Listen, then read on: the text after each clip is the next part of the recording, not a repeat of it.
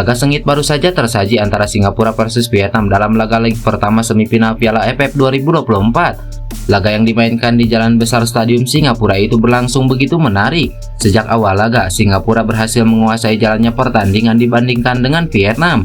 Pada menit ke-10, Vietnam berhasil membobol gawang Singapura, namun wasit kemudian menganulir gol tersebut lantaran offside. Skuad The Lion julukan timnas Singapura sebenarnya sangat menguasai pertandingan. Mereka berhasil mendapatkan ball position mencapai 69%. Mereka juga melepaskan 5 tembakan mengancam ke gawang tim nasional sepak bola Vietnam. Namun finishing akhir kerap jadi masalah. Dalam laga kali ini, Vietnam benar-benar dibuat kerepotan.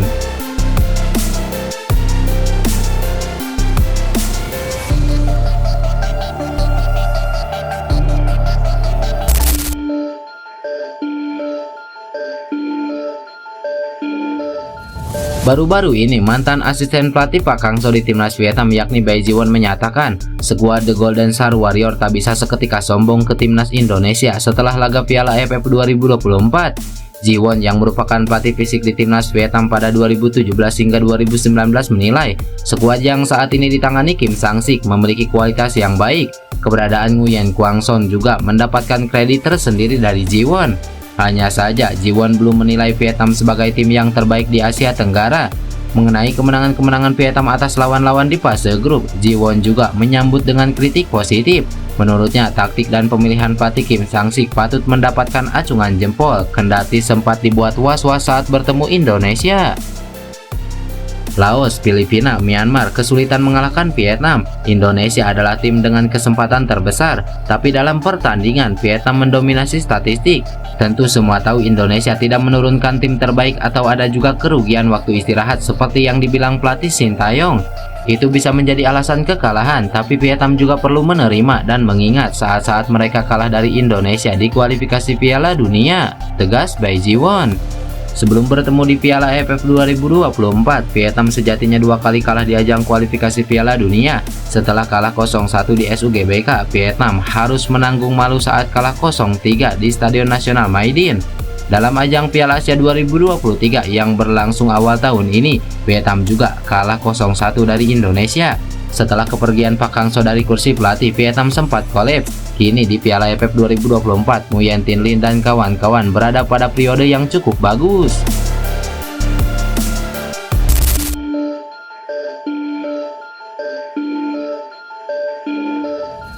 Baru-baru ini, Ketua Umum PSSI Erick Thohir mengucapkan rasa terima kasihnya kepada pelatih timnas Indonesia Sintayong beserta para asistennya. Hal ini lantaran skuad Garuda saat ini bisa bersaing menuju Piala Dunia 2026. Sintayong bisa dibilang juru formasi yang memberikan perubahan di timnas Indonesia. Tak hanya dari segi kenaikan ranking FIFA, tim Merah Putih saat ini punya kans berlaga di Piala Dunia 2026. Meski banyak yang mengkritik Sintayong karena minim prestasi di Piala AFF, namun nyatanya timnas Indonesia saat ini bisa bersaing di kancah yang lebih tinggi, yakni round 3 kualifikasi Piala Dunia. Untuk lolos langsung ke putaran final Piala Dunia 2026, timnas Indonesia minimal harus finish sebagai runner-up. Menurut Erick Thohir, semua yang didapat pasukan Garuda tak terlepas dari pelatih timnas Indonesia Sintayong. Juru formasi asal Korea Selatan itu bisa membuat skuad Garuda bersaing dengan negara-negara Asia seperti Arab Saudi, Australia, dan juga Bahrain. Alasan mengapa kami mengalahkan Arab Saudi di kualifikasi Piala Dunia terakhir dan mengapa kami bisa bermain setara dengan Australia, Bahrain, dan mendapatkan hasil positif adalah karena kemampuan Sintayong dan staf pelatihnya, dan saya sangat berterima kasih untuk itu, ungkap Erick Thohir. Erick Thohir juga menuturkan beberapa program yang dijalankan PSSI terbukti membuahkan hasil. Salah satunya adalah dengan menjaring pemain-pemain keturunan untuk membela tim nasional Indonesia. Faktanya, hal tersebut memicu minat para pemain yang memiliki potensi untuk dinaturalisasi dan bertindak sebagai katalisator untuk membuat sumber daya lebih mudah diakses oleh sepak bola Indonesia. Hal-hal ini tidak dapat dilakukan oleh satu orang saja, jelas Erick Thohir.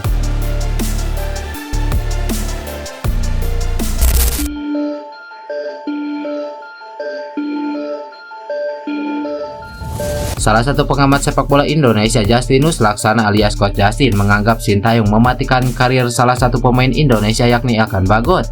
Ya, sudah menjadi rahasia umum bahwa ada perseteruan antara Sintayong dengan Elkan Bagot yang akibatnya sang pemain tersisih dari skuad Garuda.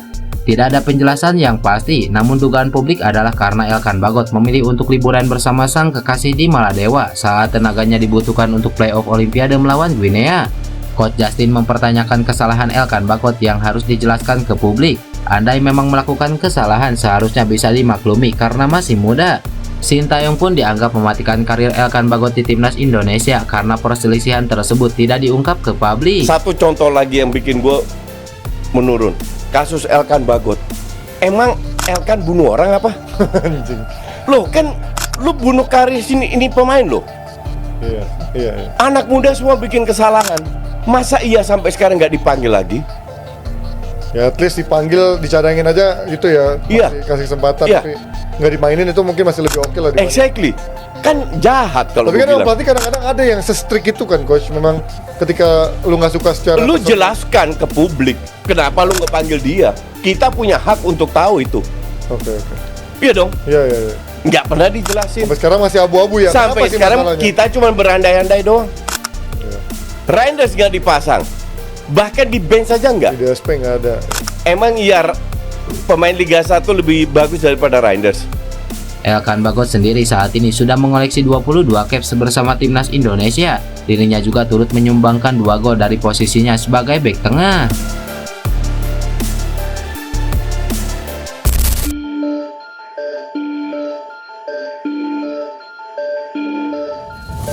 Kegagalan timnas Indonesia mencapai prestasi terbaik di ajang Piala AFF 2024 masih mendapatkan banyak sorotan. Karena alasan itulah manajer timnas Indonesia yaitu Pak Sumarji berbicara terkait target sebenarnya anak asuh Sintayong berlaga di ajang ini. Ia menyoroti perbedaan fokus dan target antara Ketua Umum PSSI Erick Thohir dan timnas Indonesia di Piala AFF 2024. Memang Ketua Umum PSSI itu punya harapan Marcelino Ferdinand CS minimal bisa mencapai babak semifinal. Namun, yang menjadi target dan tujuan penting skuad Garuda di ajang ini adalah untuk melakukan regenerasi pemain dengan mengorbitkan serta memberi jam terbang untuk pemain muda. Pemain-pemain muda yang berlaga juga dipersiapkan untuk ajang SEA Games 2025 serta kualifikasi Piala Asia U23 2026. Meskipun regenerasi menjadi prioritas utama, Sumarji tetap mendorong para pemain untuk berusaha mencapai babak semifinal. Hanya saja target semifinal yang diberikan gagal dicapai dan Indonesia terhenti di babak penyisihan grup. Dari 4 pertandingan, timnas Indonesia hanya berhasil meraih 1 kemenangan atas Myanmar. Sisanya berakhir dengan hasil imbang melawan Laos serta kalah dari Vietnam dan Filipina. Hasil ini memang mengecewakan bagi pencinta sepak bola Indonesia, akan tetapi ini menjadi salah satu pengalaman berharga untuk pemain muda. Oh gini ya, kita juga harus bisa memahami ini semua. Pertama, kaitannya dengan kalau kita mau menyalahkan STY ya, meminta pertanggungjawaban STY berkaitan dengan boleh dikatakan banyak yang pro kontra STY out dan lain sebagainya. Saya yang ada di tim jujur mengatakan tidak tepat, salah sasaran. Kenapa? Karena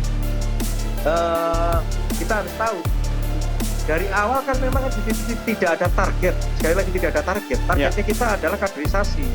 Untuk program jangka menengah dan jangka panjang itu yang harus diketahui oleh masyarakat. Dan sebenarnya pun kan saya juga sudah berulang kali ditanya juga, saya konsisten dalam menjawab ya, dan saya sampaikan apa adanya. Saya mohon maaf, saya tipe orang tidak abu-abu, A, B, B, saya begitu. Jadi saya sampaikan apa adanya sehingga terbelah menghendaki STY out dan sebagainya. Saya jujur, saya mengatakan itu salah alamat. Karena memang tidak tepat, terkecuali kalau STY pada saat kualifikasi berikutnya Piala Dunia tidak berhasil, silahkan saja. Tapi kalau saat sekarang ini AFF ini dijadikan sasaran antara supaya STY out, itu salah sasaran.